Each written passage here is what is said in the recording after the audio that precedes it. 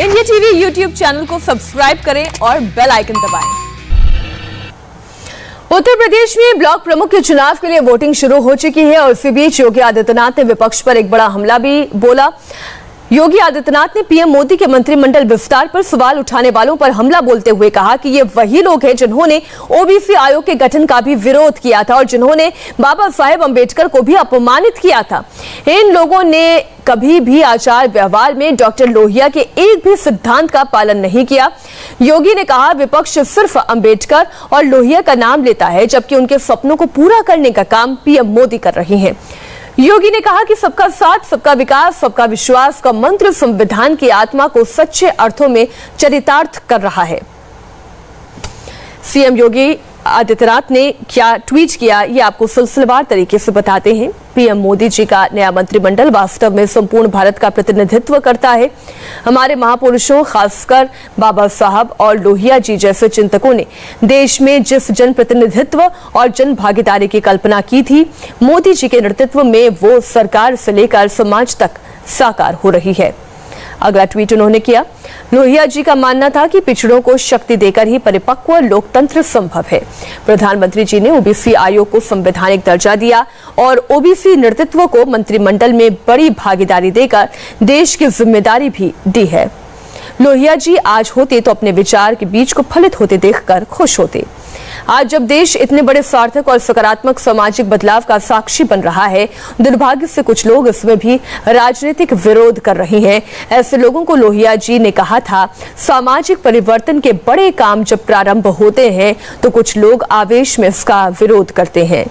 ये वही लोग हैं जिन्होंने ओबीसी आयोग के गठन का भी विरोध किया था और जिन्होंने बाबा साहेब अंबेडकर को भी अपमानित किया था। इन लोगों ने कभी भी आचार व्यवहार में डॉक्टर लोहिया के एक भी सिद्धांत का पालन नहीं किया।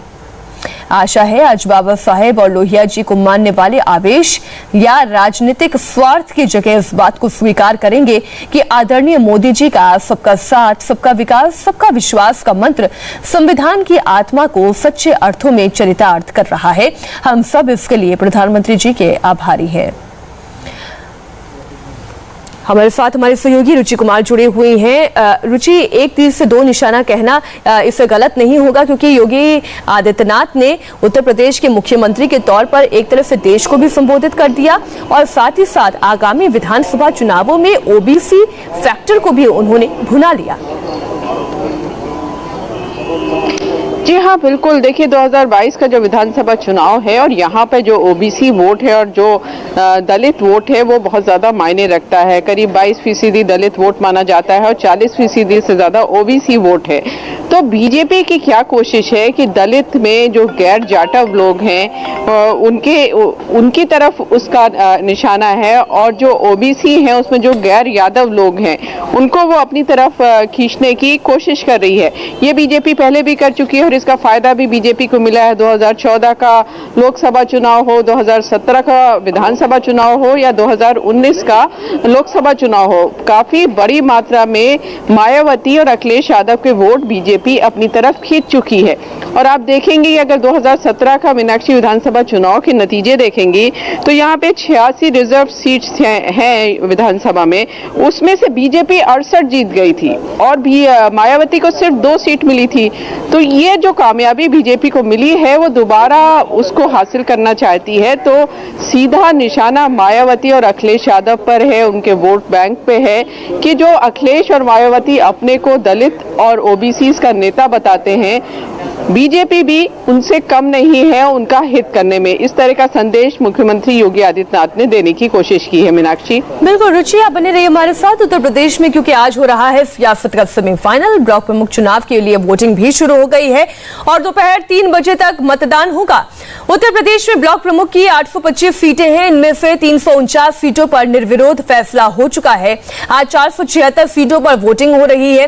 बीजेपी 349 में से 334 सीटें निर्विरोध जीत चुकी है। ये पूरा चुनाव कैसे होगा और आंकड़े क्या कहते हैं, ये अब हम आपको ग्राफिक्स के जरिए समझाते हैं।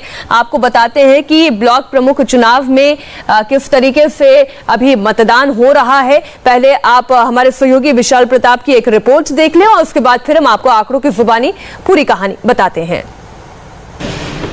एमएलसी साहब मौजूद हैं। एमएलसी साहब, जिस तरीके से बाराबंकी के यहाँ पर ब्लॉक में इंतजाम किए गए, आपको लगता है कि इंतजाम ठीक हैं, कोई गड़बड़ी तो नहीं फिलहाल? मुझे पूरी उम्मीद है। समाजवादी पार्टी 3 बजे के बाद ब्लॉक प्रमुख बनने जा रहा है। ये सीट पर लगातार समाजवादियों का कब्जा था, कब्जा है, कब्जा रहेगा। ये राम सेवक यादव जी की कर्म भूमि है। यहाँ पर कोई दूर दूर तक टक्कर में नहीं है। समाजवादी पार्टी के उम्मीदवार रामू गुप्ता बहुत ज्यादा मतों से चुनाव जीतने जा रहे हैं। नामांकन के दिन जो तस्वीर देखने को मिली थी उत्तर प्रदेश में, कम से कम आज स्थिति ठीक लग रही है पुलिस बल की? अभी तो ठीक है, इसीलिए हम अलर्ट मोड पे हैं।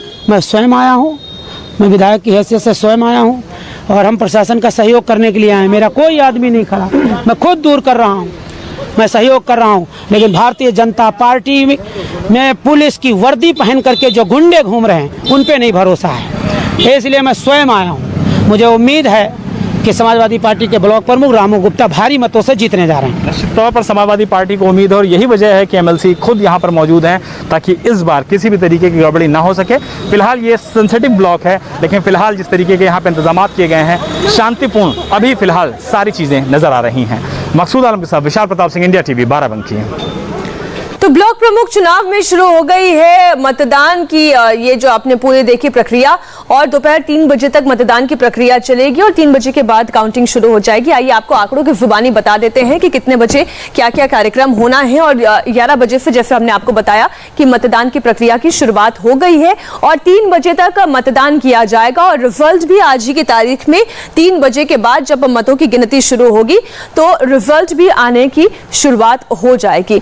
इसके अलावा अगर हम सीटों की बात करें तो कितनी सीटें हैं? 825 टोटल सीटें हैं, जिसमें से निर्विरोध यानी मतदान होने से पहले ही जो सीटें जीत ली गई हैं वो है 349 सीटें, जहां पर पहले से ही नतीजा सामने आ चुका है और आज की तारीख में 476 सीटों पर मतदान किया जा रहा है।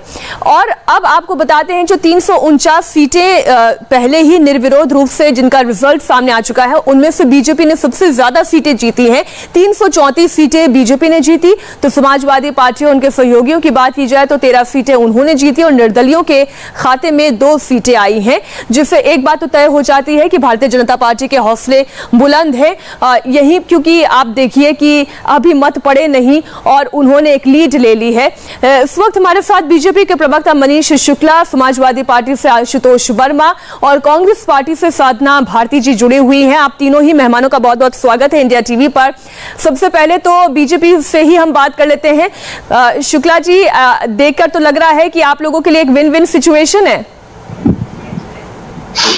मीनाक्षी जी, सर्वप्रथम तो मैं इंडिया टीवी के माध्यम से उत्तर प्रदेश की जनता को धन्यवाद देना चाहता हूं कि उन्होंने ब्लॉक प्रमुख के चुनाव में भारी जीती है और आज जो रिजल्ट आएगा उसमें भी ज्यादा सीटों पर हम विजयी होंगे। और उत्तर प्रदेश में प्रत्यक्ष चुनाव के बाद यानी 2014, 2017, 2019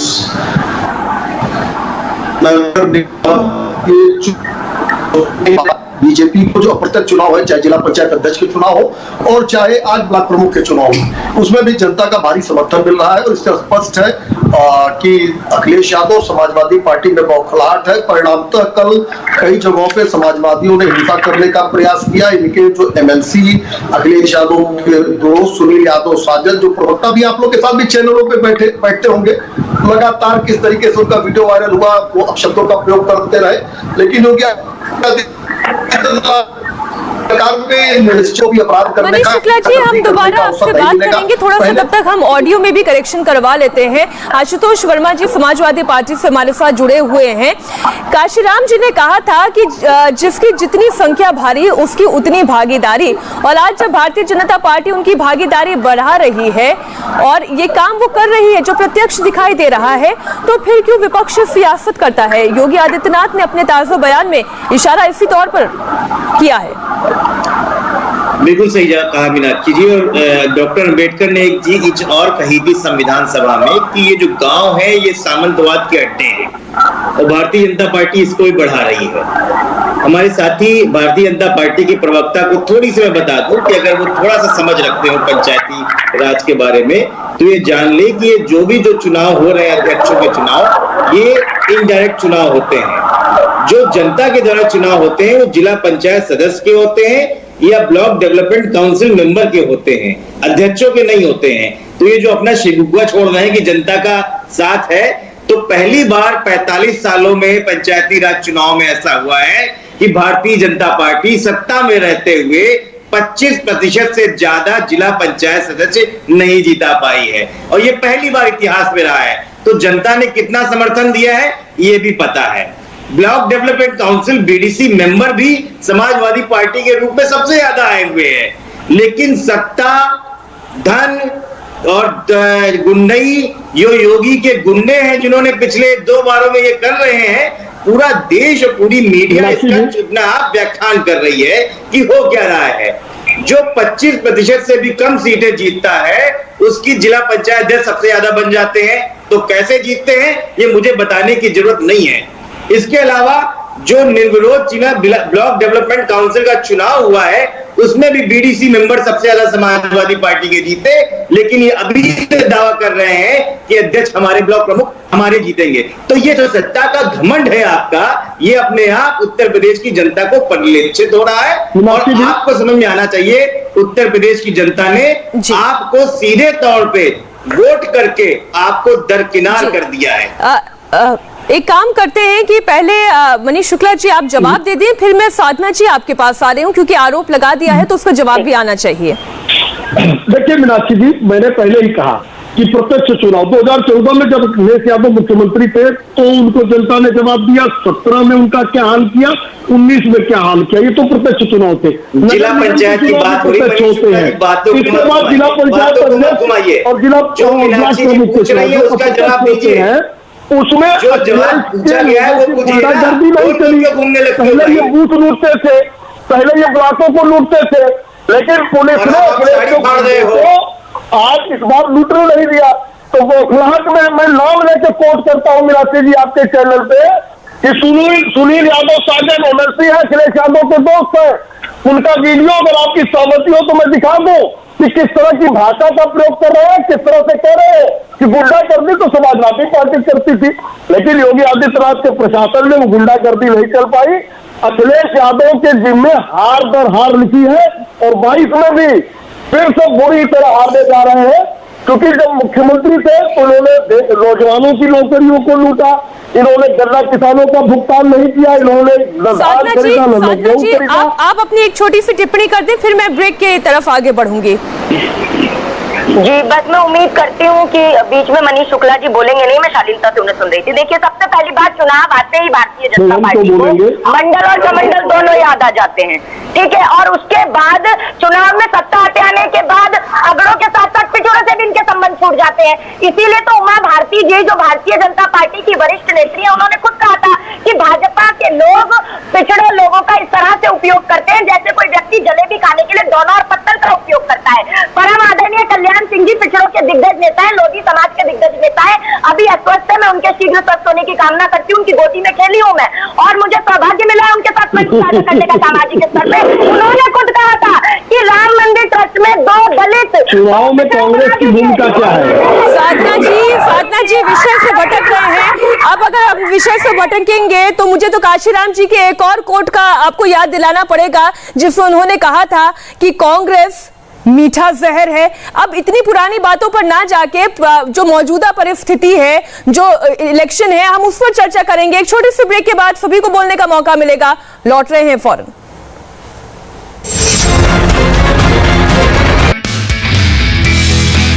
नमस्ते, मैं हूं मीनाक्षी जोशी। वीडियो और खबरों से अपडेट रहने के लिए India TV YouTube channel subscribe करें, बेल आइकन दबाना ना भूलें। जुड़े रहें इंडिया टीवी के साथ।